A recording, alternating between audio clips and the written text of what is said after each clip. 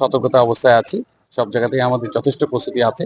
আর এখানে ওনারা যে লং মার্চের যে ভেন্যুটা সিলেক্ট করা হয়েছে এটা আমাদের আইসিপি যেটা আখাউড়া এটার খুব নিকটবর্তী হয়।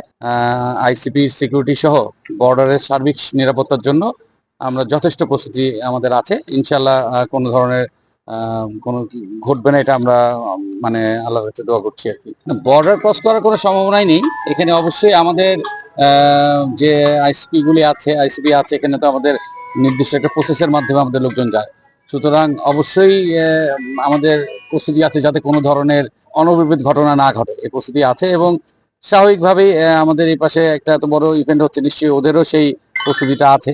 তো কোনো ধরনের মানে সমস্যা হওয়ার কোনো সম্ভাবনা আছে বলে আমি মনে করি না। সার্বিকভাবে লং মার্চকে ঘিরে আপনারা জানেন যুবদল ছাত্রদল স্বেচ্ছাসেবক দলে যে লং মার্চটি আজকে অনুষ্ঠিত হচ্ছে সেটিকে ঘিরে আমাদের জেলা প্রশাসক স্যার, এসপি মহোদয়, বিজিবি সিও মহোদয় সহ সবাই বসে সিদ্ধান্ত নিয়ে আমাদের এখানে যেন নিরাপত্তাজনিত কোনো সমস্যা না হয় সে কারণে পর্যাপ্ত নিরাপত্তা ব্যবস্থা নেওয়া হয়েছে। বিজিবি 4 প্লাটুন বিজিবি অতিরিক্ত মোতায়েন করা হয়েছে এবং পুলিশ লাইন থেকে পুলিশ আসবেন এবং তারাও এখানে প্রায় 100 জনের মতো সদস্য অবস্থান করবে।